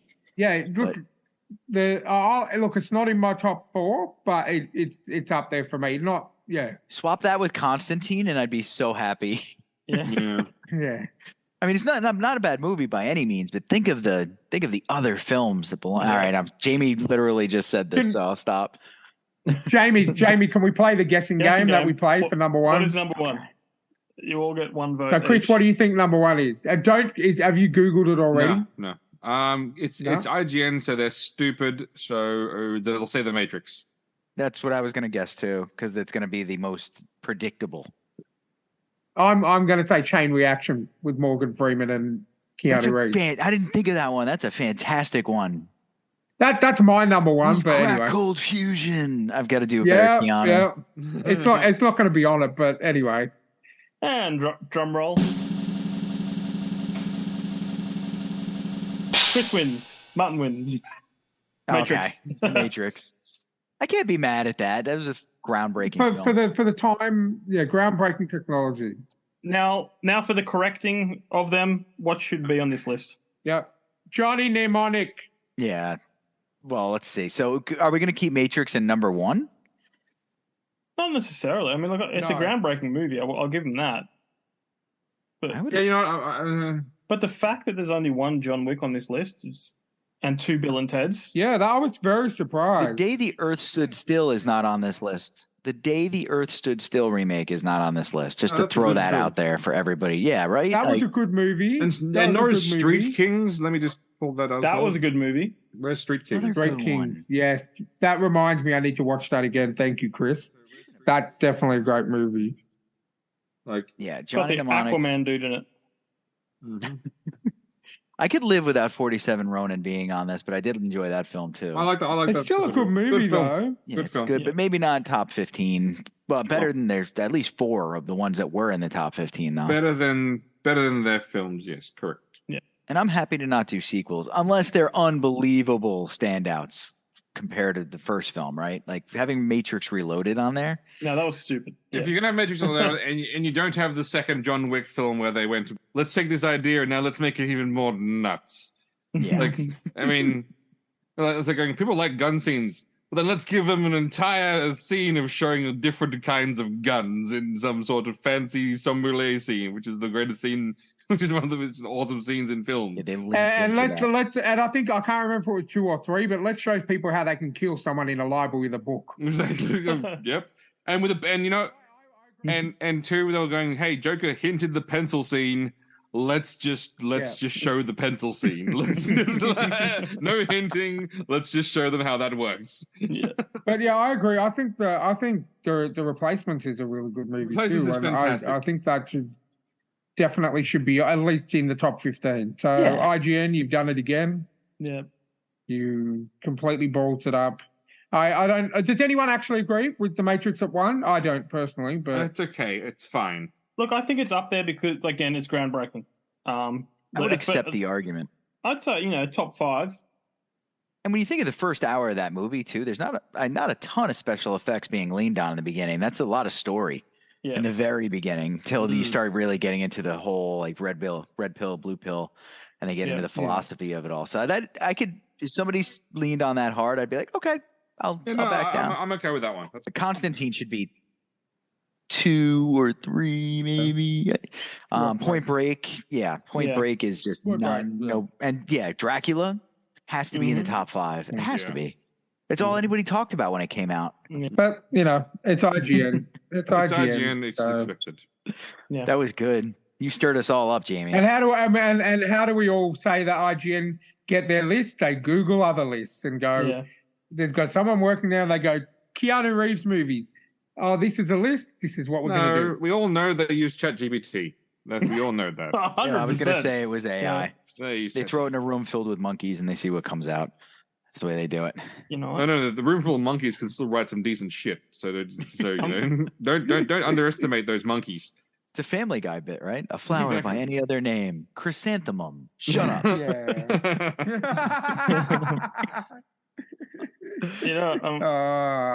going to do right now is go to ChatGPT and ask it what the top 50. Oh, sweet. That's a good idea. Jamie hates AI. No, I hate AI art. Yeah. I listened to the previous episode and I heard you guys.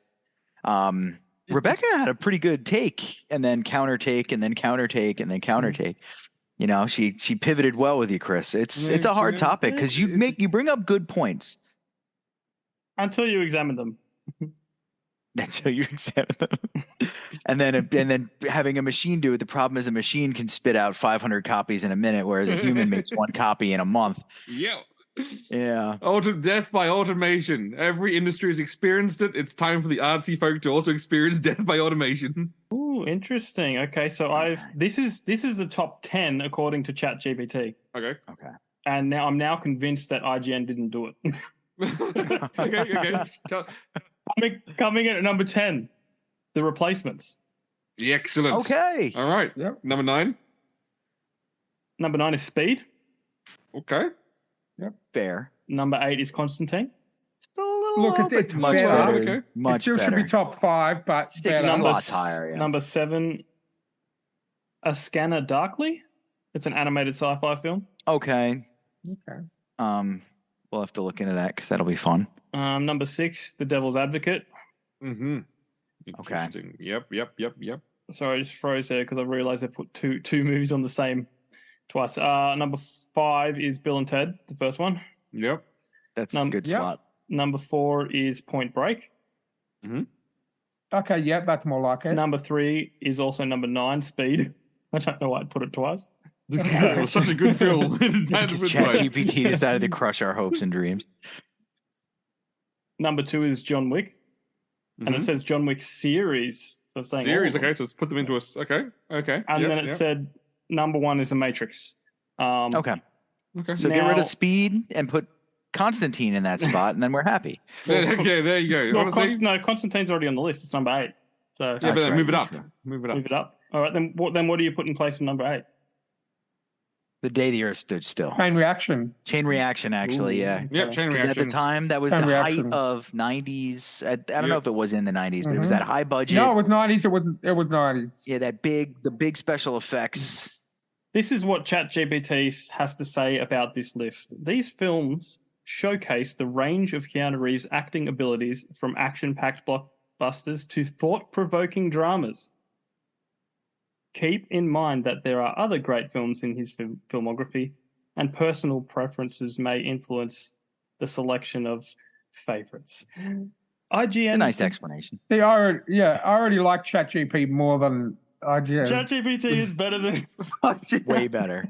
This is why journalists are afraid. That's what I was going to say. Chris is doing nothing but filling up Chris's gas tank right now. Exactly. No, but like I said, look, I agree AI works for some things, but it doesn't for others, you know? Yes, so replacing all journalists, it works. So, I have an interesting counter argument to ChatGPT on this one because no slight to the man, the myth, the Keanu. But I feel like his reactions being the same to everything are why he works in everything. Like in the movie Knock Knock, his reaction to Ana de Armas coming in and stripping and doing whatever she did to him in that film is no different than when the squid went through his belly button. It's the same in The Matrix. It's the same. That's we've always said that he's not a man of great range. No, but the man can make a film. Yeah, no, yes. You know what I mean? Stick to what you're good at, essentially. You know. Yeah. That's a Anthony Hopkins says that. Before we cut off, I'm not saying right now, but I did watch a film.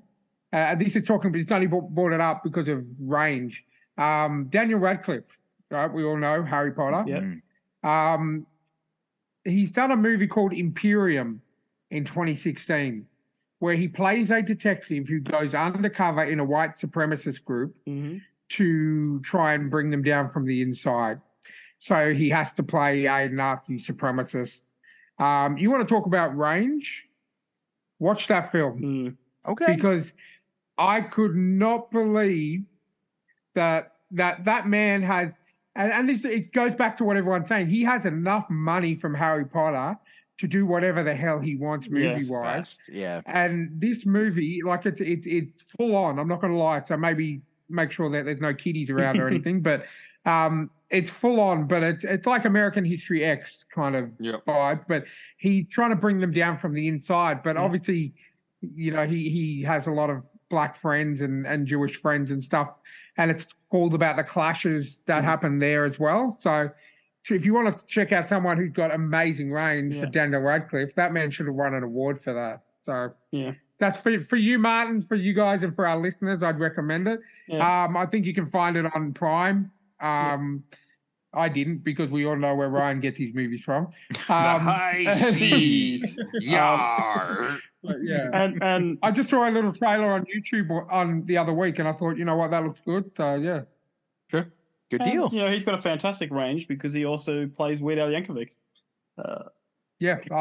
We know how good that movie is. Yep. That movie is fantastic. Have you seen that movie, Martin? No, I didn't know that he played Weird Al. Yeah, you have to check it out. I think it's called Weird Al Yankovic, the story, or something. It's called Weird, the Al Yankovic story.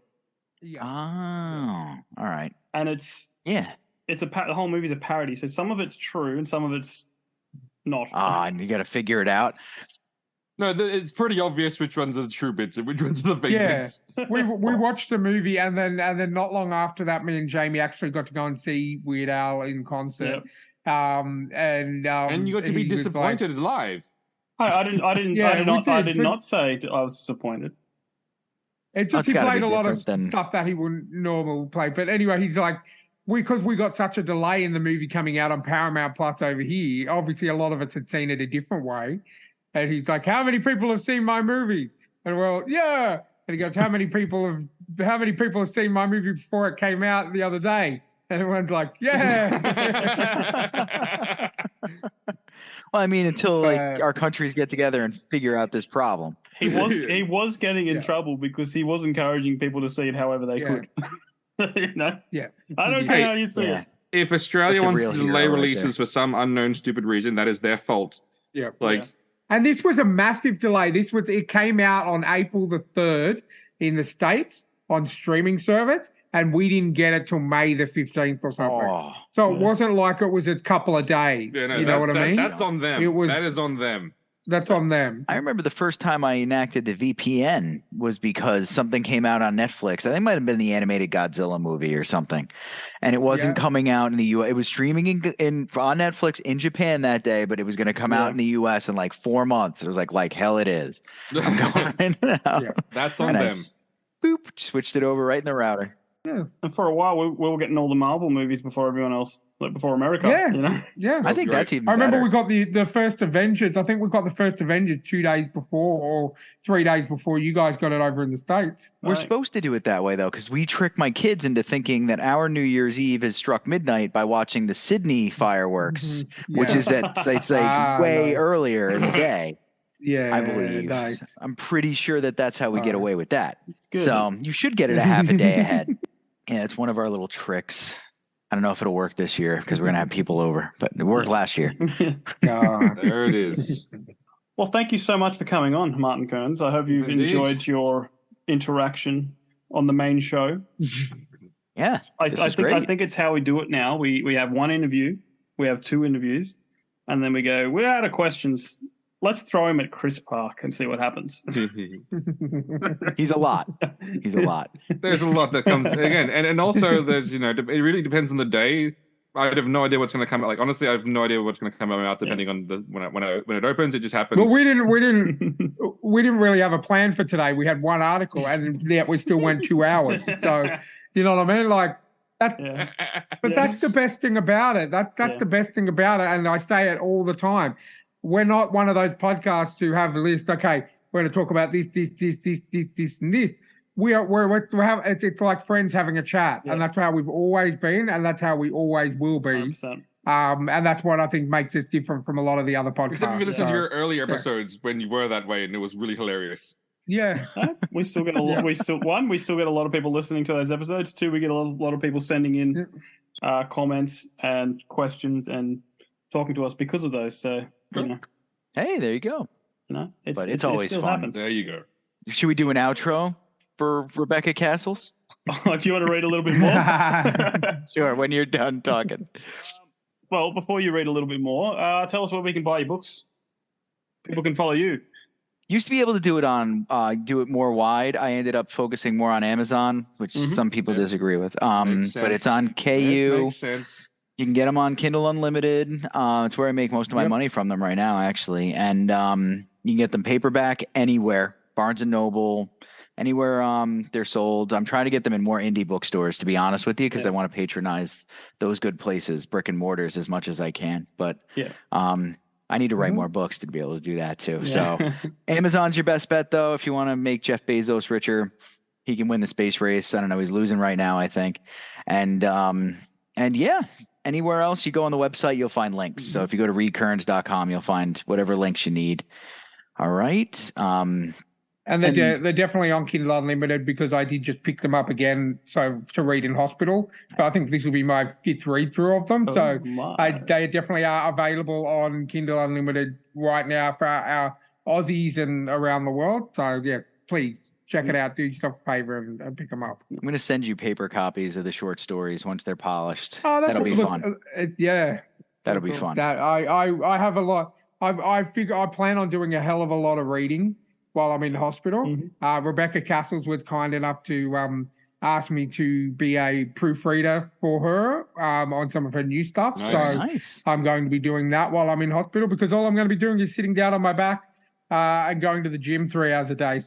And becoming aroused. I've got plenty of time.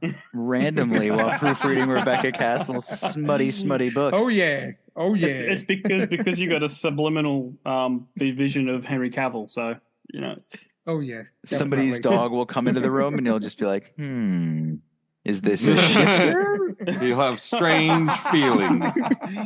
What is happening here? Yeah. Well, before Martin Kearns takes us out with a wonderful excerpt from Rebecca Cassells, guys, thanks for listening. Reach out to us on Instagram, stories_podcast. Send us an email to thetrueandthefictional@gmail.com. And we'll catch you next time. Take it away, Martin Kearns. All right. This one's from the female perspective, everybody. Oh. As I followed Damien, I noticed he'd grown a lot this past year. He always had a large build and towered over everyone our own age. But he has to be at least 6'4", and I could tell that his muscles had become even more defined. Through the smart yet casual shirt he was wearing, not to mention his jeans did absolutely nothing to hide his mouth-watering ass. I was hoping that my small crush would dissipate over time, but here I am staring at Damien's ass. The only thing that kept me from following that train of thought was the fact that Damien kept turning around to look at me. His eyes were one thing, the one thing about him that hadn't changed, and I will admit they are the reason my little crush started. He has dark brown eyes with small flecks of gold in them. I've always been mesmerized by them, and would get jealous any time he started to stare at other girls when he hit puberty. I would wish every day that he would stare at me the same way so that I could get lost in those eyes. Unfortunately, he never did. When we reached our teenage years, he steadily became the hunk of the pack, whilst I struggled to meet what everyone else considered desirable. That is so Henry Cavill. I was going to say. Henry Cavill cut Graham. Decided. Yeah, and now I'm off to the bedroom. Catch you later, guys. There you go. Take care, everybody.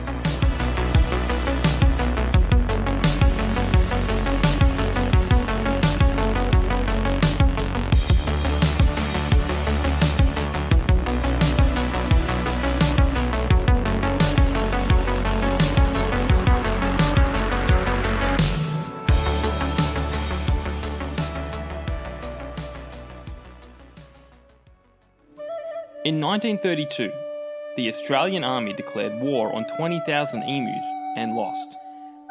It's a part of Australian history that not many know about. Maybe that's because history is written by those who win. So if you want to hear the full story of the Great Emu War of 1932, then check out my book, Letters from the Emu War.